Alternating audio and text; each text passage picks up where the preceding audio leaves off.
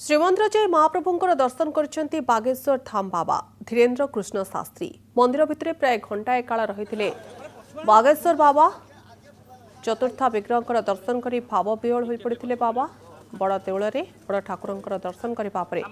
विमला मंदिर लक्ष्मी मंदिर को जाई महामाई महालक्ष्मी दर्शन करते श्रीमंदिर भितर साक्षी गोपाल मंदिर में महाप्रसाद सेवन करते बाबा धीरेन्द्र कृष्ण शास्त्री सिंहद्वार पाखे निजर कठोर रखी श्रीमंदिर भितर को जाते बाबा बागेश्वर सरकार कालिया साउंतर दर्शन करने उपस्थित श्रद्धालुओं आगे जगन्नाथ को नहीं अनुभूति बखाणी बाबा मंदिर भितर बेले बाहर कठो पाखे अनुगामी भिड़ लगी ए अवसर में हनुमान साधक बाबा बागेश्वर को देवाई जड़े अनुगामी एक गदा धरी पुरी में पहुंची निज मानसिक पूरण होबारु बाबा को देवाई 6.5 केजी ओजनर पितल गदा आनी धवलेश्वर पूजक सीतेश पत्री।